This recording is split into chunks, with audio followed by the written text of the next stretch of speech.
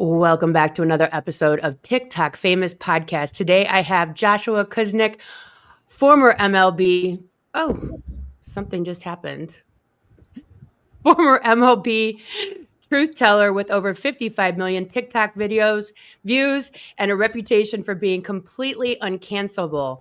He's got a book coming, a comedy tour on deck, and zero fear when it comes to saying what everyone else won't. And we also have Sarah, a former Alzheimer's dementia specialist and mental health worker who once worked in Hollywood's makeup world. A film and TV production grad, she now runs her own venture in the cruise industry and co-hosts their new podcast, Damage Control, which I've listened to and it's excellent. She brings empathy, insight, and lived experience everywhere she goes. So stay with us.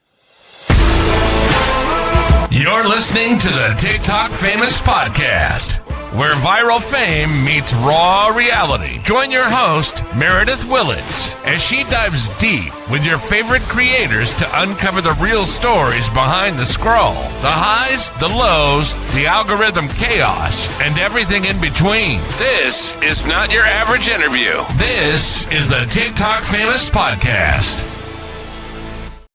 Right in the middle of me talking, I got this crazy pop-up. Sorry about that. Thank you both so much for being here. Joshua, you're one of my absolute favorite creators on TikTok. And Sarah, I'm so excited to meet the voice behind Damage Control. Thank you so much both for being here. Well, of course. Thank you for having us. Oh, and now Joshua is just going to give me a thumbs up after he's mouth of the South over on TikTok. Come on, you're not doing pretend he can't speak now. I know, right? I'm fairly reserved out of character. It's funny.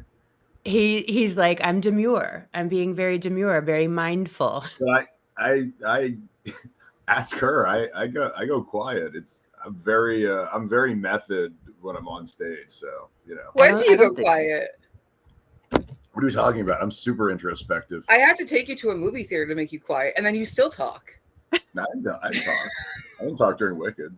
Yes, you did. She's like, absolutely not.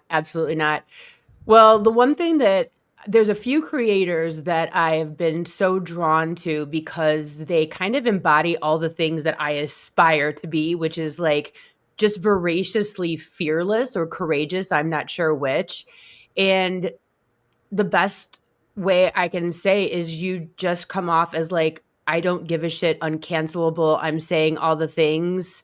And I mean, even you've turned my head towards so many people that I'm like, oh, I never saw this in Bill Burr and Amy Schumer and Aaron Parnas and all of these people that are out in the world. Like, you go after literally anyone. You give, I don't know if it's you give zero shits or you're just like, I don't know what it is, but you're just, what is that? Where is that gene that I'm missing? I have an aversion to people lying with anything. It's like a hypersensitivity, probably because of how I grew up, and it's obsessive. I've always had this streak in me, and it was reinforced by my heroes, guys like Hunter S. Thompson and Kurt Cobain and Elliott Smith and Nietzsche, and my worldview got forged very early. So I was talking to one of my best friends from high school the other day, and I agreed with something he said. Is when we were 17 and 18, he's like, looking back, it's kind of bullshit because you knew who you were when you were 17 and none of us knew who we were. And I'm like, yeah, I'm much more refined now, but I've always been this. So people will ask me, when did you wake up to this? Like, a lot of people had a social awakening in the last 10 years with politics, with respect to Trump or Obama or Biden and Clinton. So a lot of people were entering politics for the first time. I've been in politics since I was a little kid. So my first election was Bush v. Gore, and I was an activist then. I was at FSU when my friends got sent to Iraq, and I've been the counterculture the whole time. And I think the most jarring thing for me from all of it was my really good friend Matt from high school. Like my crew is, I don't have a bunch of new friends. Sarah's like the only new friend I have from the last 5 years. And but my other friend from high school, Matt, my old roommate, said after the Trump election in 2016, he called me and he goes, how's it feel to officially be part of the counterculture for the first time? Because up until that point, I'm 34 years old and I'm in the mainstream. And I have all these counterculture ideas, but it didn't matter. Like, what am I going to do? Rage against Barack Obama? Like, that didn't do anything. Yeah. So when Trump came into office, it was like, it's like, all right, well, this is what Rage Against the Machine taught us. Now it's time for me to be that guy. And I took it a little bit as a social responsibility with my skill set, because my heroes are dead, all of them. Greg Giraldo, Kurt Cobain, Jeff Buckley, Elliott Smith, Mitch Hedberg, like George Carlin. Like, my heroes are all dead. And people say all the time, Bill Hicks, I wonder what those guys would say now. And I'm like, I'm doing my best here, guys. Like, I'm trying. And I'm just trying to keep that ethos alive for young people, because I've seen that they don't have an off ramp. Like, they've got the alt-right and look maxing and the incels, and it's fucking insane. It's fucking insane. Like, when I was 16 and I didn't like how I looked, I dove into music and creativity. These kids are diving into TikTok and the gym, and there's like this slight tinge of eugenics through all of it. And it's just the time we're living in. And nobody has an off ramp for hyper aware male sensitivity through pop culture. So for someone like me who's super aggressive, I still had Kurt Cobain as like my bedrock of femininity through a male lens. And I've carried that the whole time. And now I'm doing that. And people are like, well, what is that? And it's like, just look at Kurt Cobain. He did all this better than me first. Do you think that that's what made you such a great agent, was when you could almost feel like a contract coming in that was like out of balance for your client, where you're like, oh yeah, this is bullshit. This is out of whack. This isn't fair. Or like, is this coming back to your childhood, where I know you had a lot of medical problems when you were a child. This is all online. This is not like. No, you can talk about all of this. I'm good. You don't have to preface. Okay. Like, do you think that growing up, quote unquote, not healthy all the time and having all those surgeries? Because my son, I shared with you in a DM, my son was born and he was very sick, and he is fiery like you. I think that there's a part, and my grandma always said, Cody, he fought to be alive. Do you think that fire is what kept you alive and is kind of burning inside of you now, the catalyst to the crazy? Yeah. I don't have. So like I said, all my heroes are dead, and a lot of people on the outside would cast projections onto me in the sense that, well, you love all those guys and you were influenced by all those people, and therefore by proxy you also are dark. And I don't have any darkness like that. I'm going to live to be 200. Like, there's never going to be a time where I'm in hospice where it's like, it's just better to pull the plug. It's never better to pull the plug. Like, I'll be right at the end. Just like, they're like, wow, what is the quality of life? It's better than the alternative. So for me, I spent first 18, 19 years of my life in the hospital with 44 surgeries. So like, my intestine ruptured, my bladder was half missing when I was born. And it took a lot of corrections. And then by the time I got to high school, when my intestine ruptured, I was NPO for 7 months. I didn't eat. And, you're there with nothing. So like back then, there's no like internet. So you get like hospital TV. And I got baseball books and comedy. And when I was a little kid, I just wanted to be a sports agent because I knew I wasn't going to be an athlete. I didn't have that drive. Like, I could have in hockey. I could have played professionally at some level in hockey if I put everything into that, but I didn't see a good end game for me. So I played through college, which was awesome, and I could have played D1, which, coming from Florida, was pretty amazing. I was a goalie, and I had all those GI surgeries. My doctors were pissed, and I don't care. It was worth it. I'd do it again. But you were asking me about being a sports agent, if it made me effective.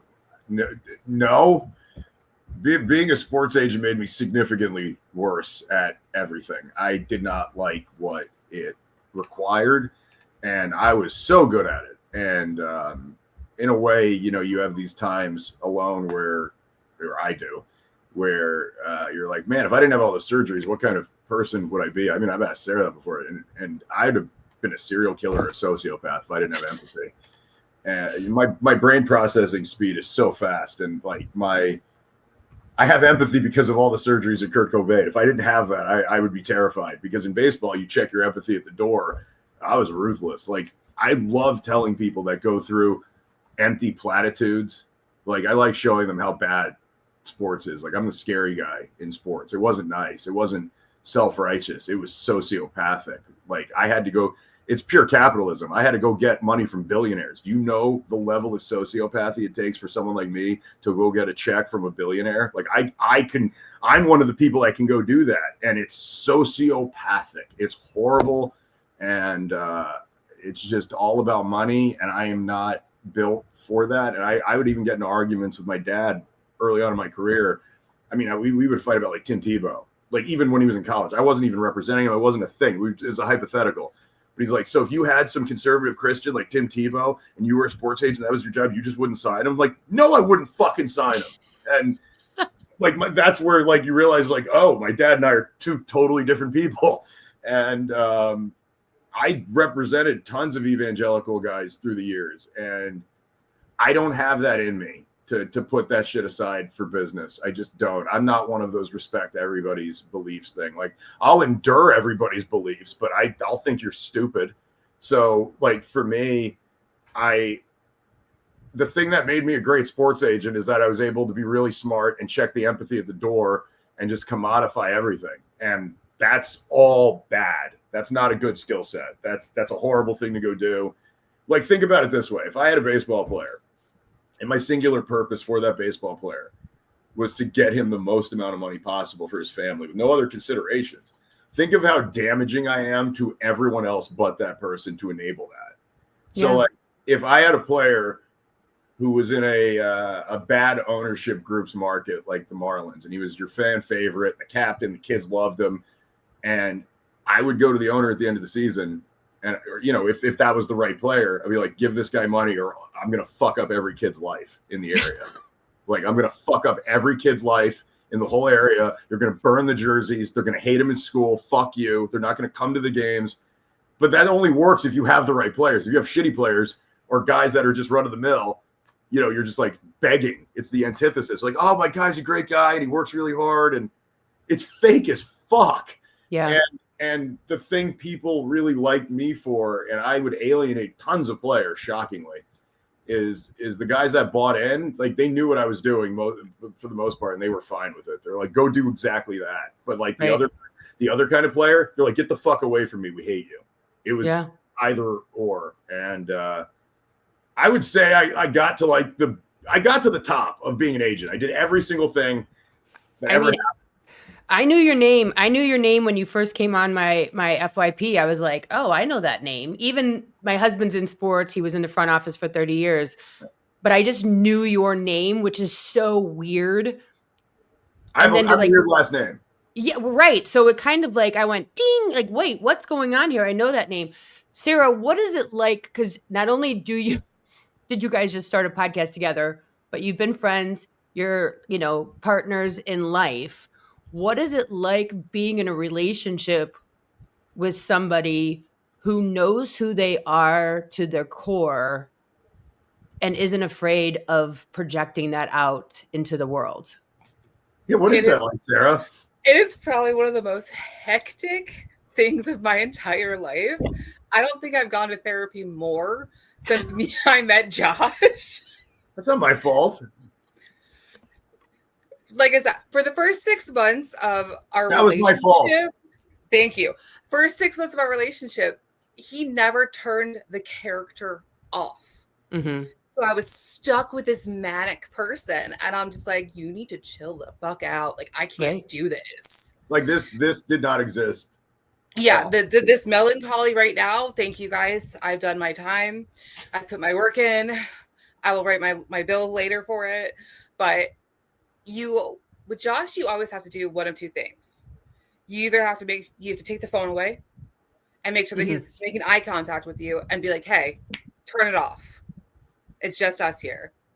Yeah. And if you can't get him out of that, I just walk away. And then he follows. Yeah.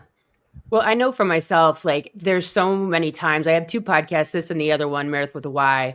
And, then I have my TikTok, and then my persona is quite different on like Instagram and Facebook. And it's like there's this draw in me that I like would love to get away from politics. Like I just want to get out of the vortex because it's so consuming. But at the same time, I'm with you, Josh, when it comes to like, but how? How do I get away? How do I turn a blind eye to the chaos and the disgusting shit that's going on? I just can't. I'm trying, and then I go to sleep at night, and I'm like, but, you know what I mean? Like it's hard to put it down when you feel this draw. I don't know how else to describe it. It's just it pulls you in, and you want to scream from the rooftops and make everybody get it, and it's frustrating when they don't. And you're not frustrated at all. No, I thrive in chaos. I'm like, thanks to therapy, like I'm very zen in the middle of all of this. Like I make other people apparently very uncomfortable, but like ask her, like I'm zen. Everyone that sees the videos are like, you'll get the bot armies. Like, are you okay? You look like you're gonna like I smoke weed 24 hours a day. I don't have to go to work, and I get to talk about the news as a weekend update comedian. Some people consume what I do very seriously, which I appreciate, but I have the Jon Stewart cop out where I know some people don't think I'm funny, but I'm still a comedian. And I mean, I have a social responsibility to treat it better than that. But for me, this is going to sound how it sounds, but my worldview that allows me to do stuff like this precludes me from those concerns, because when you say you want to shake people in the audience into understanding, I don't have any consideration for the audience when I do anything. I just do this for me. And I started all of this when I saw two people doing videos. One person I am dear friends with now, and one person I hate. And one guy was Jeff Pearlman, the sports writer, and I eviscerated him in videos out of jealousy and misplaced anger when I first saw his videos, because I saw him doing a version of what I could have been doing, and he was getting tons of results from it. And I was pissed. I'm like, what the fuck? He's a sports writer. I actually did this shit, and my stories are way better. This is unfucking, like I was losing my mind. And then we started fighting on the internet because I was being a dickhead. And then finally we hashed it out, but it was like, oh, right, my bad, you're a good guy. And then I ended up on his show for an hour and a half, and now he's writing the foreword to my book. And also go buy his book. He wrote the Tupac book that's out right now on Amazon. But yeah, Jeff's awesome. He went from someone that I ridiculed by reading all of his old articles. I did, and he doesn't do any of that shit anymore. Like, it's not even bad, good, whatever. I just didn't agree with it, like the way he did stuff. Mm-hmm. And what he does now, he's on my Mount Rushmore. Now, does that mean I'm a fan of every single thing my friend has ever made content-wise? It's irrelevant. It doesn't matter what my tastes are. I think he's good at what he does and for his audience. But what I was saying before Perlman, I saw him doing this, and I was like, well, I could do that with my skill set. Yeah. And then I saw Aaron Parnas, who I regularly just melt down about, because it's genuinely the most frustrating thing ever. And that's the only one where I'll kind of backtrack on what I just said. I don't ever think of the audience ever, except for Aaron Parnas, because I can't believe we're this stupid. I can't. The whole story, if you just read it beginning to end factually on the Wikipedia, there's no scenario in which one could conclude, oh yeah, this is a good person who's helping. And it's like, I know how he's so impactful on the apps, but if you go into the real world and you get past the bots and the following and the fake inflated numbers, what is his impact in the real world? Talk to anybody outside of TikTok. Who the fuck is Aaron Parnas? And sometimes you got to step away from the internet and be like, all right, the real world's still the real world. TikTok's TikTok. And in the real world, nobody knows who the fuck I am. No one. And TikTok, a pocket of people know who I am. So it doesn't affect my life. But a guy like Parnas got me to switch from sports to politics because I was angry that he was the leading voice of the center left. right now because Mhm. everything he was saying was bullshit. Like, he may be ideologically against Trump. I mean, I'm 100% vote Democrat no matter what, unless it's Graham Plattner, which that's another one. But I don't care what the audiences think. And then Parnas got me because his audience is middle America, people slightly older than me. I'm 43, that just want things to be okay and go back to this imaginary center that doesn't exist anymore. And then we go back to like Barack Obama 2010, where we pretend everything's good, but it's really not great. And it's all make believe. And he knows better. His dad is Lev Parnas. He wrote a book trying to exonerate Lev Parnas, from what he had done. Don't forget, the president pardoned Lev Parnas. Aaron was there for all of it. And every excuse you get in the comments section is generally a bot where they're like, oh, he was a teenager. He was this. And they have this all planned out. He was even outed as taking money from, that DNC think tank, which, again, I don't have problems with people taking money. It's just when he is so obviously pushing propaganda in between all of the actual news that he's stealing and aggregating. Like, to call him a reporter is ridiculous. The guy's reading other TikTok stories. I do that too. Like, it's not a skill, except I make jokes about it, which is I'm a comedian. People keep saying he's a journalist. He reads other people's stories, and now he has a podcast, a Substack, a channel, and he's trying to get a show. And it's like, you have Democrat grifters too. And they're like, Josh, why are you spending so much time on him? What about the right wing? I'm like, I don't have to spend that much time on the right wing. All the right wing's bad, 100%. It's much simpler conversation. Well, I love when you pull, for me anyways, when you pull into view people that I might have been like, oh, that person's left wing. What the hell is his name? New Rules guy. No, Bill Maher. Bill Maher. Please do this with me. I have a blood feud there. I hate him so much. I think he hurts America. I think he's the off-ramp for centrists to go be racist. There's so many Democrats that I know that cite him and then immediately go and say the racist thing immediately after that. It's never the good thing. It's never, I saw Bill Maher and then I did the good thing. It's always, I saw Bill Maher and now I'm leaning right wing. It's never the good thing. And he is regularly meeting with the president, and he's completely quadrupling down on it, and whatever. I could do this forever. But my favorite comment about Bill Maher in the history of the world was Norm Macdonald, who politically I did not agree with on pretty much everything. But Norm was my hero as a comedian, even though he was a right-wing comedian. He was a great comedian. He didn't let the politics bleed into the comedy. But Norm, if you ever go look at the old interviews, had a blood feud with Bill Maher. And this is one of the greatest stories ever. We're totally going to go long today because now you got me talking. I'm good. So with Maher, Norm Macdonald said that he was the most unfunny person in comedy and television because he didn't tell jokes and he didn't want people to laugh at what he was saying. He wanted people to applaud him sitting next to him because he wanted to be the smartest guy in the room. And Norm said it's very hard to be the smartest guy in the room and get laughs from people because you're just kind of lording over them. And he said the New Rules segment of his show was the most offensive as a comedian because we're going for applause and not laughter, and that's antithetical to comedy. Norm was a genius when it came to this shit. I studied all those guys. And the day Norm died, this is a true story, Bill Maher was on Jimmy Kimmel, just happened to be the scheduling gods.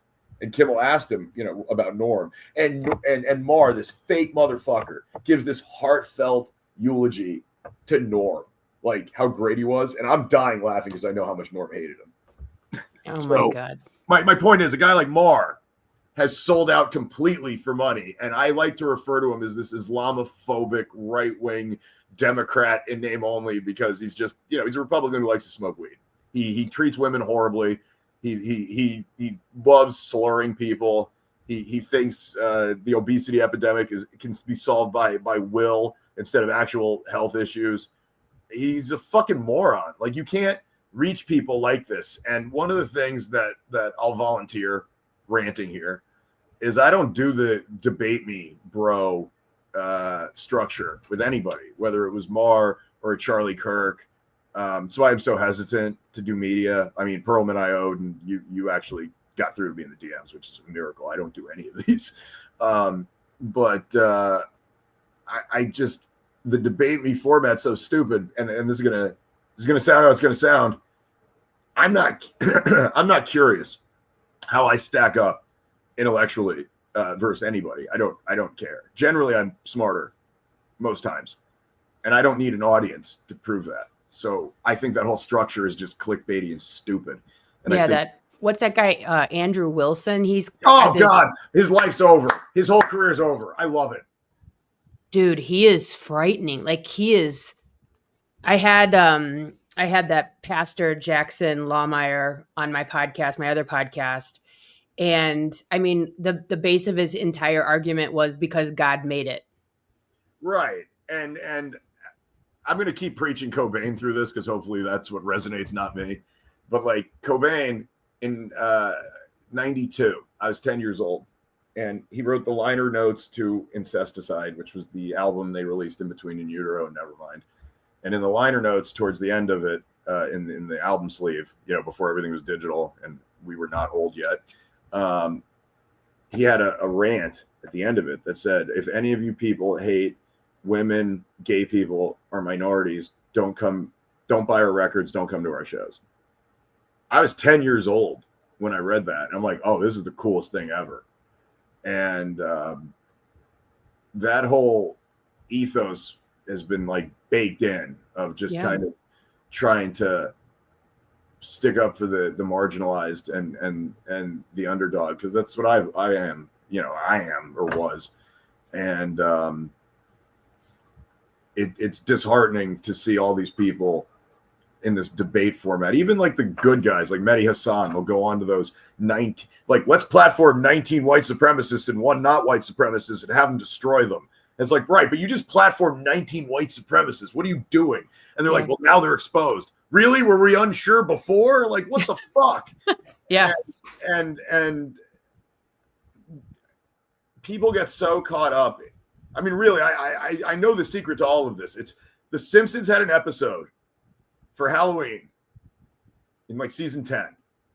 And all of the mascots from like corporations came to life and haunted the city in like 10 foot tall, like Paul Bunyan's blowing up the city. And they're like, how do we stop all of these representatives of capitalism from destroying our city, quite literally? Like they had like Ox and the donut. And then they brought in Paul Anka, which was obscure then too. And they wrote a jingle, and it was called Just Don't Look. And the trick was don't look. And then they all died and went away. And I always try to bring up that jingle to people, because people think they have to answer for every crazy fucking thing conservatives say. And one of the things that the Barstool guys hate about me is that I don't do this for content purely. I will literally set this on fire and just stop everything and say, fuck you, you're bad. Let's just do this. And the trick to dealing with the debate me bros and the conservatives is to not win them over. It's to write them off completely. That's what I think. I think I agree with that. I think that we're giving them way too much airtime to talk. And you and I DM'd about that, about a couple of people that were going to come on my other show. Well, yeah, I begged you not to. And you're like, you just need to understand what you're getting if you have me on. And I'm like, okay, I have to think about this. But it's true. Like, Sarah, when you guys are out in public, when you're at home, when you're doing your thing, and Josh isn't in a hot tub, P.S. or a shower. Or a shower or a swimming pool. He's over there cleansing the energy, right, in the water. Right. Discuss his page next time. Are you ever like, bruh, we got to change the subject? Or does he have that outlet of social media and then he can like talk about other things with you? Like, is that kind of a good outlet where he can just go and then dial it back with you? Yeah, and we talk about a lot of things too. So like he's allowed to be mellow and very zen, and he can just sit there and have conversations. And if he gets too charismatic, I'm just like, are you filming right now? And he'll be like, no. And I'm like, okay, then tone it down. Bring it back to earth. But it's easy. Is she your balancer, Josh? Does she like kind of like anchor you down a little bit and like soften the edges? Yes. I'm his tree pane. It's you know, I'm doing my best except for like this and a couple other things. I'm doing my best, Andy Kaufman. And I mean, if I couldn't even fathom trying to navigate an interpersonal relationship now. I mean, the viewership for the year got, like, since you even read that, when I sent it to you a month ago, I'm at 75 million now, not 55. Like, it went up another 20 million. Why not? That's normal. And it's a mind fuck to have all of that every day. And I mean, I'm sure you guys saw like the uptick in what I'm doing, but like, I mean, I'm posting, like, for the last week, I was trying to do 30 videos a day. And Wow. what I was trying to get at before I got off topic is, you know, you were asking about the audience and trying to get them to do something. And again, what I was saying is I do this for me, and there's no consideration from my end about the audience. Like, oh, is this going to do well? Or do people like, if I want to talk about something and I want to say it, then that's generally what it is. And I always try to tell people, even like when I was doing stand-up more regularly, I learned this from the people that I looked up to. So again, Greg Giraldo, Mitch Hedberg, I spent time with them. I got to talk to them. And, you know, very fortunate that I learned that the audience is a moving target, whether you're in front of 5 people in a bar at an open mic, or you're at a venue where there's 300 people that paid to see you, or you're on TikTok and there's 1 billion people. And you'll see comedians will get to a show beforehand and get freaked out. And they're like, I have to change my jokes because the audience is this makeup, or there's a lot of women, or there's a lot of Spanish people, or there's a lot of black people, or a lot of Jewish people. And every single one of those people fails. Like, they all fail because it's ridiculous. Trying to guess a moving target in an audience is a ridiculous thing. The real trick is, you know, would I watch this? Would I do this? And that's the metric of how you can be successful navigating this stuff without worrying about the audience. Because the trick is if you're good, much like baseball, the scouts will find you. Yeah. So if you believe in what you're doing and you can articulate it the way that you want to, and you can deliver it and refine it over time the way that you want it to look, if you're good, people will find you. If you crash out and fail, that's also your fault. Like, I've had 3 TikTok accounts that got banned already, 12,000, 35,000. And then this is the 3rd one. And I constantly adjusted and learned, but it was me doing it. And you can't worry about the second half. You can't, unless you're doing it for an end game, right? Like, I'm getting into social media because I want to make money doing this, and I want to sell shirts, and I want to be a comedian. And I found it to be counterproductive to want something from any of this. If something happens, you should have people in place that can organize it and turn it into something. But I can't stress enough. Nobody should be doing anything for an audience unless you're a corporation. That's their job. Like, everybody should just be doing the best work they can. I saw Dave Chappelle's agent. The fuck was his name? I hate this guy. He's a guy who's got a podcast. He's a really famous comedian agent. He was the agent for Dane Cook.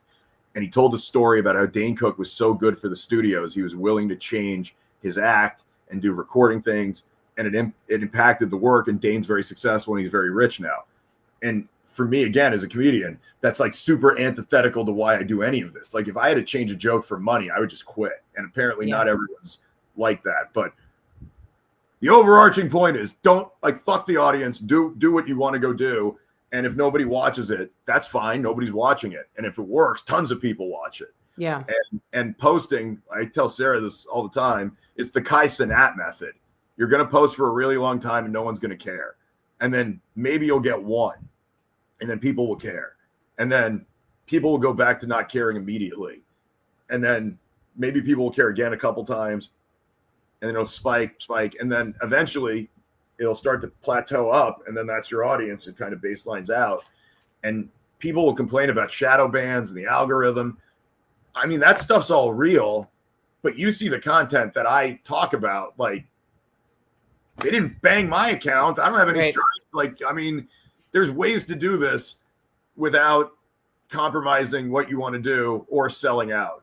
And we live in an era now, this is the end of the soliloquy, I swear, where, like, selling out is called getting your bag. And I just, again, that melts my brain. Like I could have sold out so many times for money. And I've had to ask Sarah, like, am I insane here? Like, if I got offered $1 million to go to Riyadh, like, would you tell me to go? And she's like, no, I would never speak to you again if you went. I'm like, all right, awesome.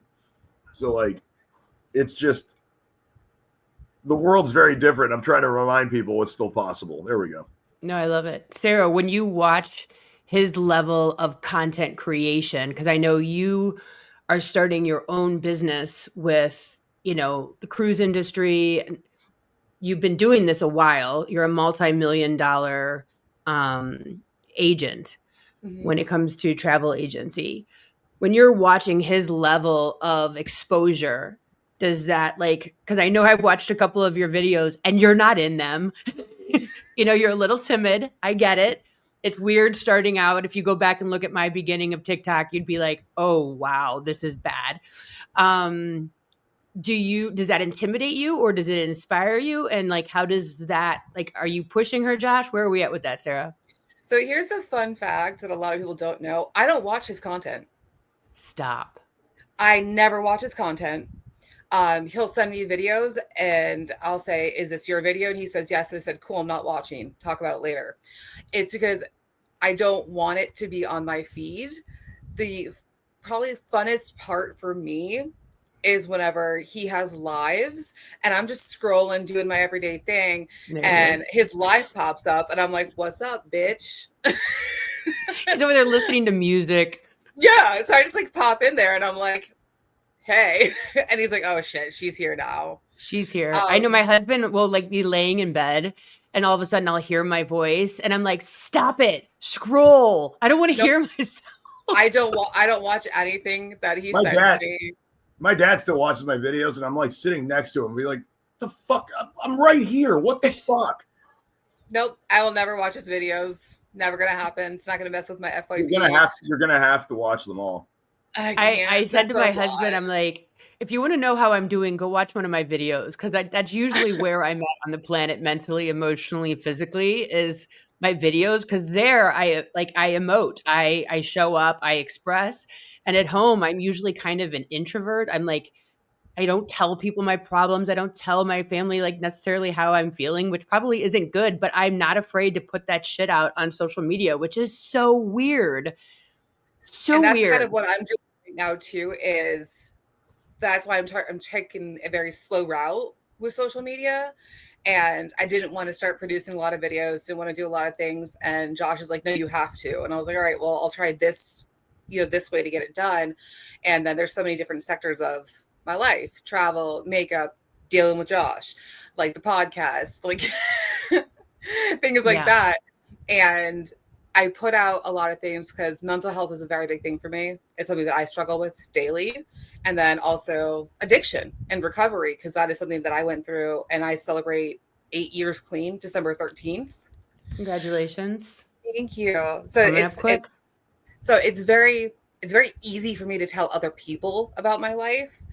But up until 2-3 years ago, my family actually had no idea anything that I'd been through. Wow. They knew I had the drug and alcohol problem and helped me get in rehab, but everything else in my past, they had no idea anything happened to me. Well, I think that sometimes what you and I are talking about then is it is sometimes easier to talk into the void, you know, and just kind of take that time to process your own brain and then spit it out to a camera versus having someone try and give you feedback or opinions or judgment or even praise. It kind of it's uncomfortable. I was telling Josh on DM, I was like, my husband, oh yeah, because someone was mean to you. And and my husband and I, we did on my other podcast, we started doing a series of he and I.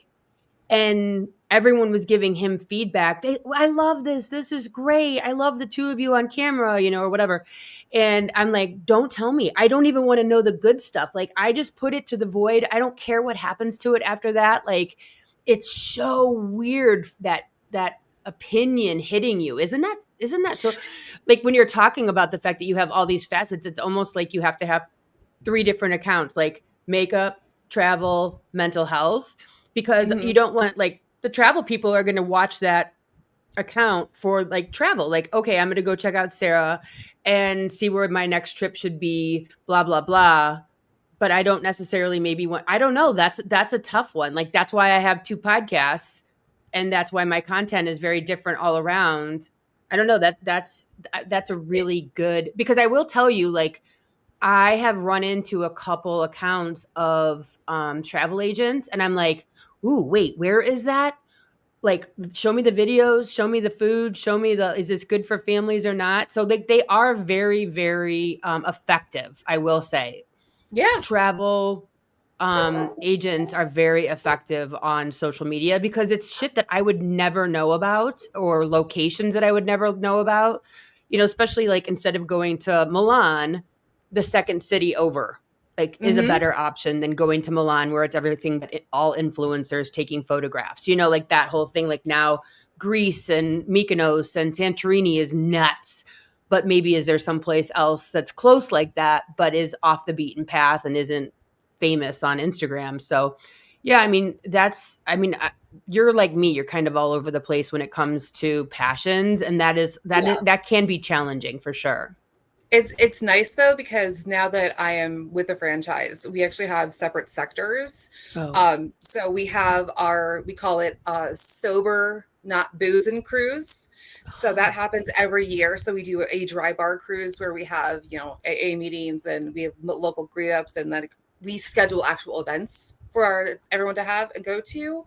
I am kind of working on something now, fingers crossed, to deal with baseball and cards in the future. I want to do a spring training cruise. oh, that's fun. So I'm working on it. I don't know a lot about baseball. I typically just make fun of Wait, the what did she pictures. call it? What did you say on your podcast? The baseball, The baseball. the baseball. Yep. It Josh is is over the there. It's base. like his whole life, and she's like, the baseball. It's so funny because before he started like finding it funny, he was just like, stop calling it that. And I was like, no, it's the baseball.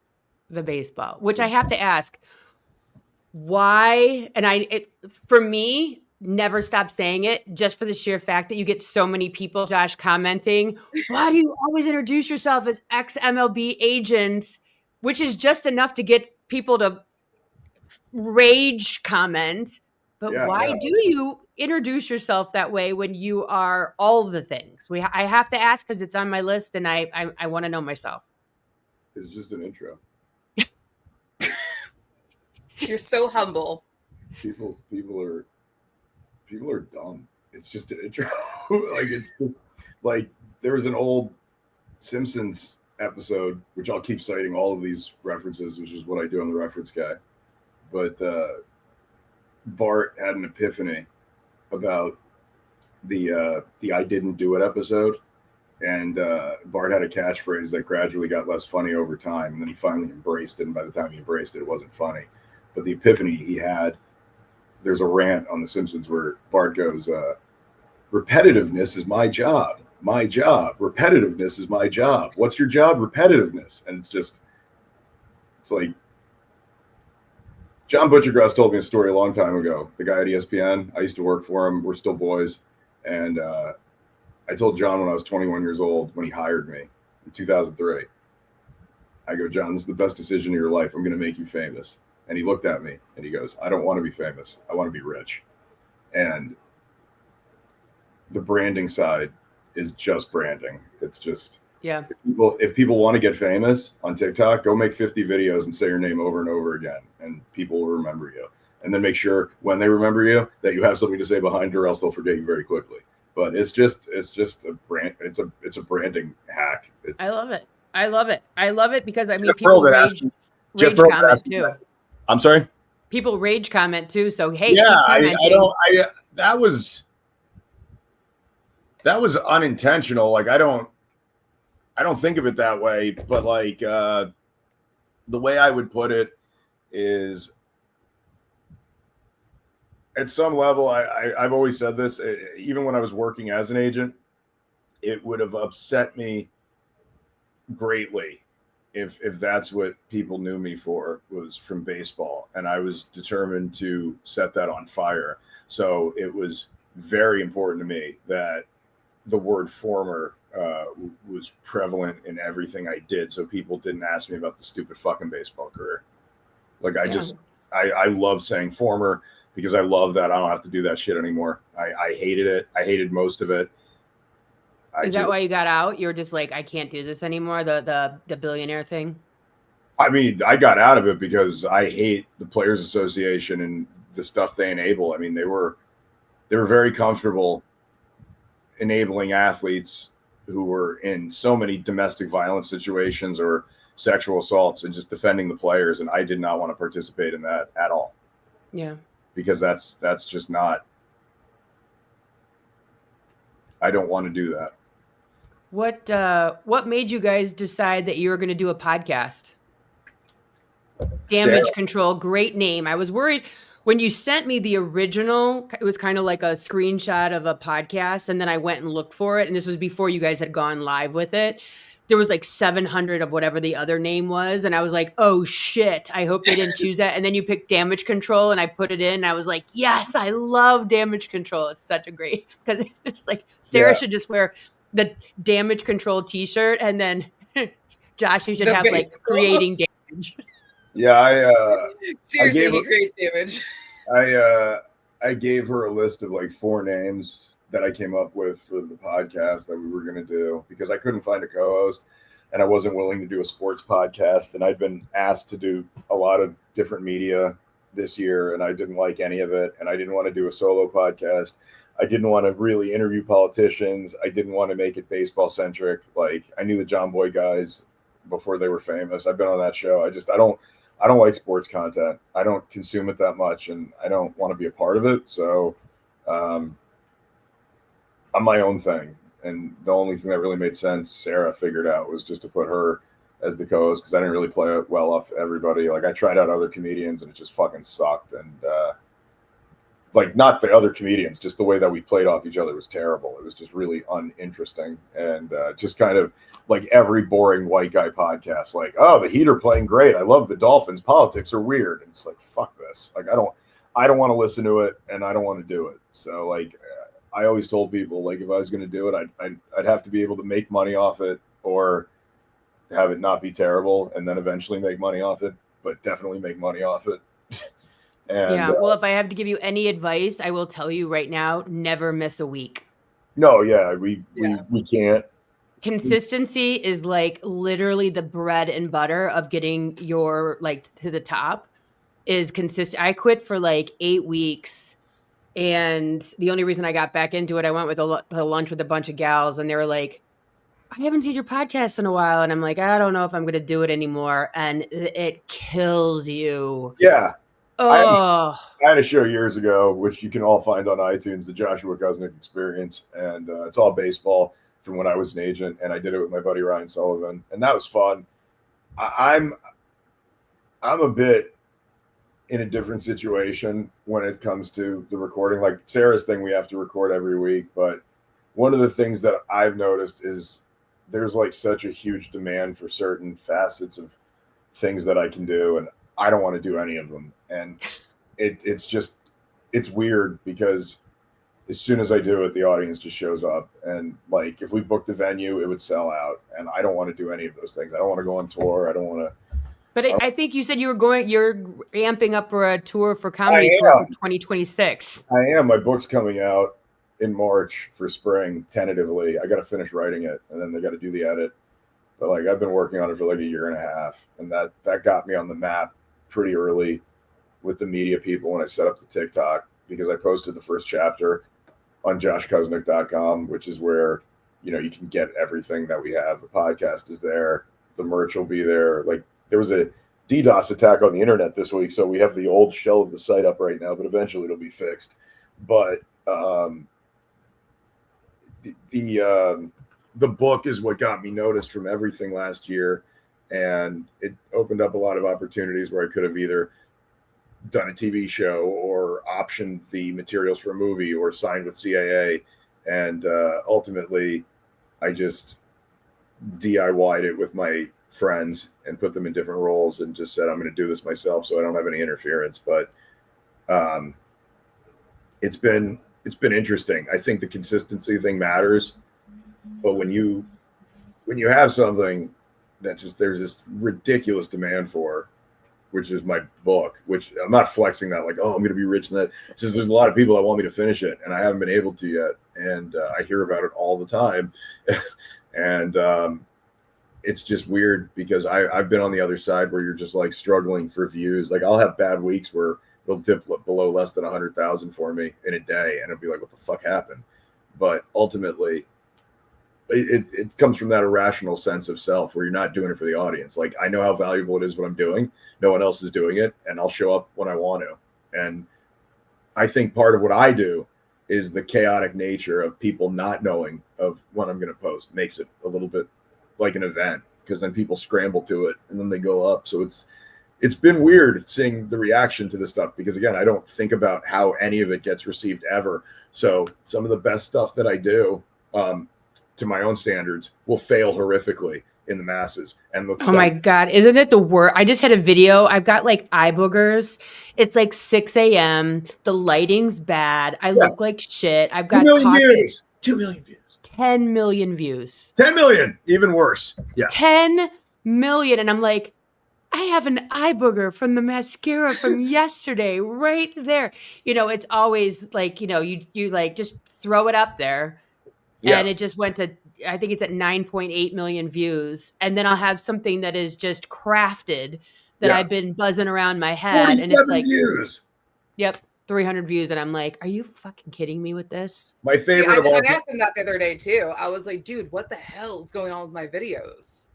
Because like he sat me down and he was like, all right, here you go. And I crafted it and it's like 300 views. And then the one that I spontaneously did when I looked, I was sick as hell, 1,070. And I'm like, what? What the heck? Like I've done so many videos this year on stuff, and I have like a 7.7 second video on Tim Tebow that has 1.8 million views. And I'm like, that's the one. Right. I mean, to be fair, I do hate Tim Tebow. Well, I mean, you brought so much stuff to my attention. I mean, I always knew he was problematic because Did you know that he used to go to the Philippines to perform circumcisions on children at Uncle Dick's Christian mission founded by his father? Yeah, you brought that to my attention. I'm traumatized. Millions of people know that because of me now. Because of you, literally. Like, that's the thing. Like, you bring this stuff to people's attention that it wouldn't be in my vision screen for any reason whatsoever. And I'm like, oh God, like it's worse than I thought. Society allow that to occur. How? I was in college. I'm 43. He was the class after me. He was in college at UF with Urban Meyer, the Pounceys, Aaron Hernandez, you know, all the winners. And he's going. Don't you put my Pounceys there? I mean, they're not great guys either. But Tebow in the offseason would go to the Philippines, and his father founded a missionary in the Philippines, which now does stuff in Europe and all these other places. It's literally called Uncle Dick's Christian Mission, and they perform medical procedures, all kinds. And for some reason, during the voluntary circumcision procedures that they're performing there, Tim Tebow, who has no medical expertise while he is a teenager or now, would jump in to help with the medical procedures. And it got so mainstream with the whitewashing and brainwashing to me is there are ESPN videos lauding him for doing this like a white savior. There are Time Magazine interviews talking about this, about how great he is. There is a viral Julian Edelman TikTok joking about it.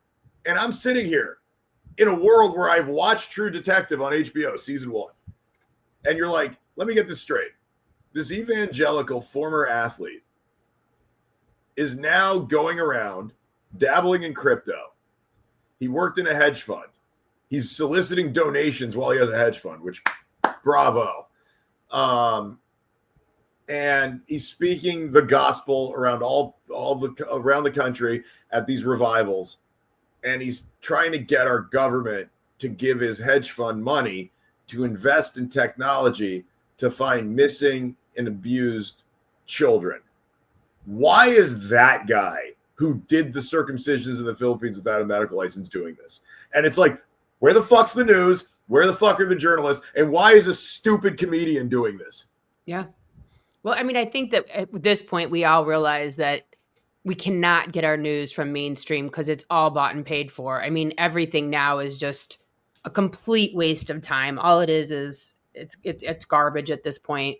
It's unwatchable. It's really all yeah. unwatchable garbage. And again, as someone who's Jewish, navigating the Israel issues in a world full of anti-Semitism and trying to explain why Israel is not Judaism has been one of the biggest, most annoying things of my last 5 years. Well, I will tell you, growing up as a Christian, Episcopalian light, and now unchurched and deconstruction and all that other good stuff. I never, ever thought that I would see what we're seeing today. I never thought that I would ever in a million years hear anyone say anything about Israel or have any of this happening. Like I don't think there's anything Trump and Epstein Island, I'm like, sure. But the Israel piece, I never thought in 53 years I would ever get to this day where Josh is coming on going, I'm a J, anti-I, and I'm like, following, get it. I understand what you're saying. Like, it's fun. So my mom was in the IDF in the 70s and lived on a kibbutz that was attacked on October 7th, like this, last year before. And she used to live on one of those kibbutzes. And I had a couple cousins that were American that moved to Israel that joined the IDF. I'm estranged from my entire family, by the way, just throwing that out there, except for my dad. And they left the IDF as soon as October 7th happened because they didn't want to participate in it, thank God. But I've been to that country like 5 times. I lived there when I was like 10 or 11 with my mom for a few months. And again, people ask me like, well, what radicalized you towards that? Well, when I was 10 and I was there, I saw how bad that place really was for everybody. It was uncomfortable for me. Here, I'll give you the exact moment. Every day we would leave the hotel in Netanya. We were at a 5-star resort in the middle of the city. I lived in the hotel for a couple months. And outside the hotel, there was like the city center where they had all the music stuff and the arcades, and it was amazing. Like if you were a Jewish guy from America, it was the greatest place in the world. It was an ethno state. It was, you're 11, you don't fucking know, but it was like, wow, look at how safe it is. I'm 11 and I can just be left out on the street and I can go play video games and it's totally fine. And but I remember every time I'd walk to the arcade, I was 10 years old, there was a black guy on the street, homeless, in Israel. And I remember always seeing homeless people in Miami when I would go to basketball games with my mom and stepfather. And I understood what homeless people were. But I was like, wait, we're in Israel. Why are there homeless people? And somebody explained to me when I finally kept asking, they're like, well, years ago in Ethiopia, there was a contingent of Jewish people that wanted to come to Israel to come back because, Jewish Holy Land. I'm like, okay, I'm following. And they're like, so the Ethiopian Jewish people came to Israel. I said, okay, so why is that guy on the street? They're like, well, he's Ethiopian. I said, right, but he's Jewish. And they're like, the guy finally said it to me. He goes, right, but he's not Jewish like us. And I was like, oh. And then I went to a different part of the city and they started throwing rocks at me and my mom. I'm like, what the fuck are they doing? I'm Jewish. And they're like, oh, you're not Jewish like them. I'm like, how fucking segregated is this place? And that's just between Jewish people. Then it's segregated between Christians and Muslims and Jews. And you come back from that, and people would ask me for years. I was hated in Hebrew school. Like I got bar mitzvahed, and then I never went back. And people would ask me, they're like, what's so bad about it? It's a Jewish Holy Land, the right to exist. And then you realize when you're older, at least me, you're like, wait a minute, that's propaganda. They don't have a right to exist as an ethno state. What are you fucking talking about? That is an insane thing to say. Like, what? Why is that okay? And then it starts devolving. And then you start getting into the answers. They're like, well, God said. It's like, please stop talking to me. I'm not having this conversation. I've always found Zionism to be evil. Now, with that being said, this unfortunately has created a giant lane for anti-Semites and Jewish haters and literal Nazis to pile on and conflate Judaism and Zionism. And it sucks. It really sucks, because then you have people like Theo Vaughn going out in the zeitgeist screaming, "Free Palestine." It's like, what? You're friends with Jared Kushner. Shut the fuck up. Yeah. I mean, it is a nuanced conversation to have, because it's such a new conversation, at least for someone like myself who doesn't have that 10-year-old, 11-year-old experience, where I'm having these conversations with, college 20-somethings. And I'm like, X and Y are not the same. These are two different conversations. These are two different situations, even though it could be on the same. But It's a lot. You have Zionist believing people saying that anyone criticizing Zionism is just using it as a shield to be anti-Semitic, because historically that has also been true. Yes. But when you have the Israeli government doing what it's doing now, and historically what it has always done since its inception, I mean, I could do an hour on Harry Truman of how much I hate this man, but whatever. People are starting to see how much Christian nationalism has perverted and influenced everything in our country, to the point where now we're excusing Jewish Zionism and Christian nationalism because it's essentially the same fucking thing. All right. No, I mean, it's the weirdest shit I've ever woken up and but then I woke up to whatever that whole bullshit is with RFK Jr. this morning. So there's that moment. Where he changed the CDC, or like he just what did he do now? Oh, this is a whole thing where he wrote a poem to his girlfriend. Yeah. Oh, I read it. Just we're good. Fledgling or some bullshit. Sarah does not need to read that with her virgin ears. Yeah, Sarah, don't stay away. Even though I think that Sarah gave me the look of, yeah, I know what you're talking about, Meredyth. I just want you to know that I send way better texts than Robert Kennedy. That was fucking bad. So let me ask you guys this: with the new podcast, Damage Control, on iTunes. Do you have a title for your book yet? I mean, like, can I pre-order? What are we talking here? The pre-order is getting set up this week on my website, joshkusnick.com, and everybody gets the whole autograph version. I think there's going to be like a baseball card that comes with it, like a limited edition one. They're talking to Leaf about all the marketing bullshit that I just got to finish plowing through writing it. The first chapter is available for free on the website, but like the pre-orders are coming by the time this is, up in the zeitgeist. I think the pre-order will be up for sale. Plus there's random ass merch and all that good stuff. But like mostly I'm just doing TikTok lives, dancing for nickels.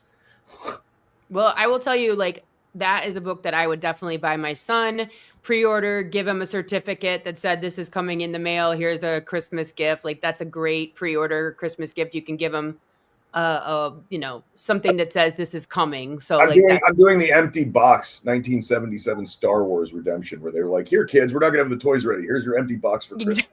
Exactly. That's what was the hardest chapter to write? I got to ask. Nothing really. It's just a stream of consciousness. Nothing. It's not a lot of discovery for me, because I know all this, right? I live it, and the process of just like structuring it how I want it to be is deliberate. So it's like more structurally taxing to write it the way that I am. Yeah. Because it's original, which is nice job, asshole. Like, it could have just been traditional, but whatever. It was like, just write the goddamn book. I have yelled at him so many times. I'm like, how's the book going? And he goes, oh, chapter 3. And I'm like, I'm on chapter like 8 or 9, but like, how long does that take? A year? It'll probably take longer. There's more stuff happening. Yeah, it's going to take you 5 years now. It might. I don't know. Well, we're going to have to do like maybe 6 books, and just so that you don't feel overwhelmed that you need to get it all out in one. I'm like George R.R. Martin. I wanted to, honest to God, release it by chapters on a website, and they all yelled at me. They're like, you can't do that. I'm like, I could. They're like, that would be very stupid. I'm like, all right, fine, I'll finish it. But like, it's going to end up being like a very thick book. I mean, it's just, there's so much stuff that I just don't like. like I'm like writing about 2013 right now, and it's just like I know the whole story. I've told it 1,000 times, and I'm just like slogging through it. And I know anyone reading it is like, this is so interesting, and I'm just like, I don't care. I don't care about any of this. Like you know what? The hardest stuff to write about is the baseball stuff because I objectively do not care. Yeah, I don't care about 99% of the baseball stuff. That's the stuff. That's the the hardest hard stuff. Yeah, because I don't fucking care at all. And it's the to stuff get to present. and it's the stuff that people kind of want to hear about. Like, what was Kenley Jansen like? What was Michael? Bro, I don't care. I don't care. That was like if you were an insurance agent and you had like 500 clients over 20 years, and then people asked you like, what were these 500 clients like? Wouldn't the majority of the answers be like, I don't care? Yeah. And that's just think that you're writing, pick an avatar, and that's who you're writing to. You're writing to my 29-year-old son who's just dying that makes for the it worse. information. No, it's the snake eating its tail. I don't care about the audience, so there's no external pressure for me to get it done. Like I really, if the audience is like, we need this, I'll be like, fuck you. I'm not going to write now. And it's like, it only hurts me. And then and Sarah's like, this is so much better than going back on the dating apps. Well, there's that. Sarah, what do you want the audience to take away from damage control at the end of the day, at the end of the episode, or like just in life? What are you like, yeah, this is what I want to get out there? I think a big part for me was just our honesty. Is the fact that like I'm not gonna lie to you. I don't do it to my friends now, and I've never done it before. If you don't like what I'm saying, that sucks. I'm sorry. But I'm not gonna lie to you to make you like me. Did your communication skills make it hard for you to date other people before me? Yeah, does it make it hard to talk to you every day now? Yes. No, it makes it easy. I know what you're saying. You know what I loved about your first I loved your first episode. I didn't know you had so many animals. I thought that was very endearing. Oh yeah, we've got the two gangs of Annapels here. Yeah, that's how we have to live separately because I have dogs and he has cats. I'm like, oh, Josh has cats. Like he's like even cuter than I thought. I don't know if I'm going to go down as the only other woman besides Sarah to be like, Josh, aw. Look, this is Summer. She's 4 months old. Oh, and wait, sweet. And here's the best part. Look at her tail. The cat in the hat. So sweet. For all the listeners, he's showing the most adorable cat ever. What's that one's name? Summer. Aw, I love that. She's so rude. So do you guys think you'll ever be able to live in the same house? Yes, I have to get rich. No. Yep. We've decided that. No, we did not. I have it in text message and I have it in my note. I have to get a compound. Bullshit. I have to get a compound for you, Howard. It's not bullshit. We agreed on this over a year ago that we would all have our own houses. You, Howard, your sister, and me will have a compound. Right, which is consistent of multiple houses. In one compound. But it was separate houses. But Sarah's saying she needs a separate house. Yeah, that's fine. But it has to be on the same, like on the same plot of land. Yeah. Yeah. We're there. I'm not allowed to go anywhere. You know, you're allowed to go where the fuck you want. You have infinite freedom. What the fuck are you talking about?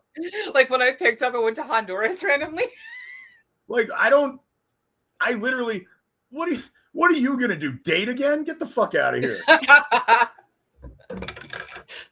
Well, I'm super excited for your podcast. I'm very excited to order your book. I think that's going to be great. I love seeing you online. I so appreciate you reading my message and coming on and doing me this solid because you are in my heart forever and always. And I love you so much. And I'm so excited that you invited me to know Sarah now too. And now I can get to know her and hype her up all over social media. And she has to have someone to watch because she's not watching you. So she might as well watch me. Right? So do you know singularly, you got to tell your son this though, because again, I'm trying to push all this stuff that turned me into me, my version. And I always try to tell people, don't do what I did. Do it your way. You can't do this. You would fail. You got to do it your way. And Kurt Cobain used to always say, wanting to be somebody else is a waste of who you already are. But the main thing that I got out of Nirvana from the time I was 10 or 11 They have a song called Radio Friendly Unit Shifter, and it was on In Utero. And there's a bridge at the end of the song. And I'm not religious in any way, shape, or form, but this helped me in the hospital. This helped me in real life. And it explains my ethos in a pretty concise way. But Kurt Cobain said in that song, hate your enemies, save your friends, find your place, speak the truth. And that has helped me a lot more than God. So that's my favorite thing. And that really got me through everything. And you get people in the semantics argument that will try to tell you to not hate. And I think in this era of white supremacy and fascism and Nazism, I think it's okay to hate those things. So yeah. In my brain, the whole hate your enemies, save your friends, find your place, speak the truth is the most important thing written for modern times. So I hope that resonates from this. I love it so much. Well, thank you, Joshua, MLB Agent, and Sarah Ann. Thank you so much for being on and sharing all the things and where you came from and what's gotten you through. And we appreciate you. I love your content. And Sarah, I look forward to seeing more of you on my FYP. Every time I comment, hopefully that'll pull you over and I'll be happy to share and repost your shit. So just keep posting. So wait, I was going to offer you something before we log off. Like, yeah, I have jokes. Do you want a joke before I leave? Of course. God. Sarah. Is it going to be a funny one, or is it going to be like one of the ones you tell me and Melissa? They don't like my comedy. Turns out there's millions of people that do, so their voice doesn't matter right now. So we can mute her. But I'll give you the audience choice here. We have my favorite joke ever, which I put on TikTok the other day, which had 100,000 views, which is a street joke, which Sarah already knows this joke. It's an old joke. It's like the Aristocrats, where there's like a different telling, and it's depending on the comedian, the joke's in the telling. Like it's a Paul Mooney joke. Give that one, which is the best, or you just have regular jokes about politics, which I could totally give you. It's up to you. B. Do you want performative, or do you want current politics? Actually, A. Then, if it's performative, I'm here for performative. All right, we're doing performative. And remember, kids, I'm Jewish. You can't tell this joke. Okay. Sarah already knows where this is going, so we're gonna have fun. Yeah, my Uncle Marty. Yeah, he loved it. Here we go. He said it to me first. Yeah, mine's better. Here we go. Jewish guy wins the lottery, wins $100 million. He throws a party for his family. At the party, tells his family, I won the lottery. I won $100 million. It does not mean anything to me if I can't share it with you guys. So I made the decision. I'm giving my family half of the money. The family is ecstatic. They're like, oh my God, what a good Jewish boy you are. We can't thank you enough, but we have to ask you something. What are you going to do with your half of the money? And the guy looks at his family. He's like, I spoke to God. I did a lot of soul searching. And I came to the conclusion that I'm going to give my $50 million to the Nazis. And the family is shocked and they're pissed off and they're hurt. And they look at the guy and they're like, you're Jewish. Why would you ever give $50 million to the Nazis? The guy then stands up in front of his entire family. He rolls up his left sleeve. He points at his forearm. He tells his family, I had to. They gave me the numbers.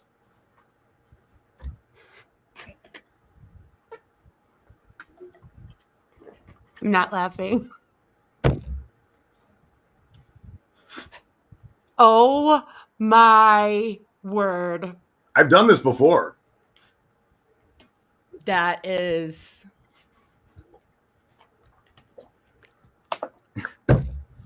It's the best joke ever. It's the best joke ever told on this show.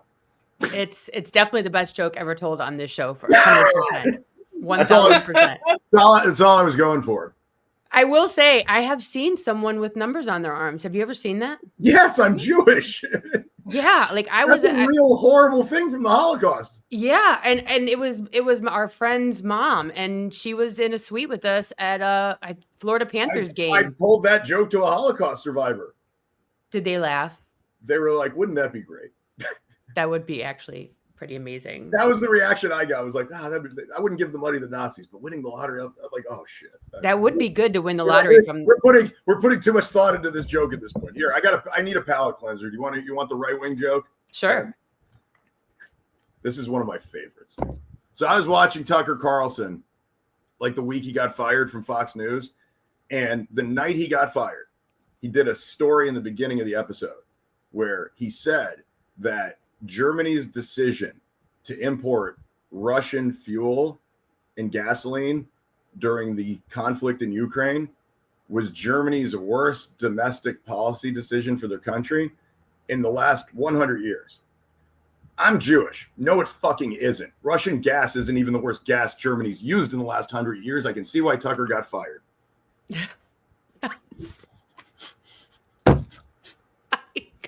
Joshua Kusnick, everybody. Joshua Kusnick, ex-MLB agent. Yeah. And they're like, oh, you think you're funny? You think you're a comedian? I didn't say that. You guys made me. I was telling these jokes when there were no people, and now there's 75 million views, and I'm still telling them. And I ascribe all of this blame because it's important to assign blame on the audience. It's definitely the audience. It's definitely Sarah and I's fault right now.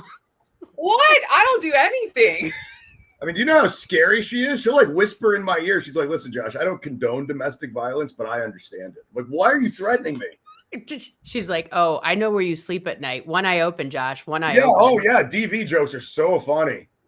Oh, my. Well, we know what's his name got canceled for that shit. What the hell is his name? I am uncancelable. I feel like that. No, I believe you're uncancelable. Like, but what could anyone... I don't work for anybody. I had my career. I already made it. And now I'm on the back nine. And it's frustrating to people that they can't find something to punish me with or take away from me.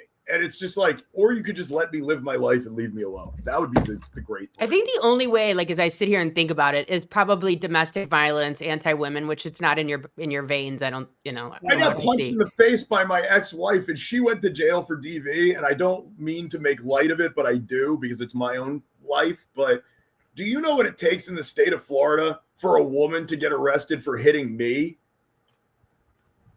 Like, the cops were like, here's a white girl, and here's Josh Kusnick looking homeless. She's going to jail. Like, that's how bad it was. Well, I mean, like, that's you've got the special sauce. Everyone's like, what did you say to the cops? I'm like, what did I say? Well, they interviewed her first because she was the woman, and she lied completely and said nothing happened. And then when the cops came into my house, they're like, what happened? I broke down crying. And they're like, oh, he's the victim. I'm like, and my marriage ended that day. What a good day. Hey, and now we have Sarah. We do. Thank God. Whose sister has the same name as my ex-wife. Get out. Swear. Can't make that shit up. No. Well, I appreciate you too. You're the best. I'm excited for your podcast. I hope it blows up. Keep doing you. Hopefully this episode doesn't fly 2 planes into your career. Ooh, please. I made my 9/11 joke. I'm happy. I love it. Thanks, guys, for being here. I appreciate you so much, Josh. Thanks for having us. Thank you for being here. Thank you for listening to my DM. It's all the truth. It's all real. You're in my heart forever and ever. I think you're the best. Sarah, you're the best. I'll see you guys. Thanks, everybody, for listening to TikTok Famous, and I'll see you here, guys, next week. Bye. Thanks for tuning in to the TikTok Famous podcast with Meredyth Willett. If you're loving the unfiltered stories and behind-the-scenes truths, be sure to subscribe, leave a review, and share the show. Until next time, let's get famous.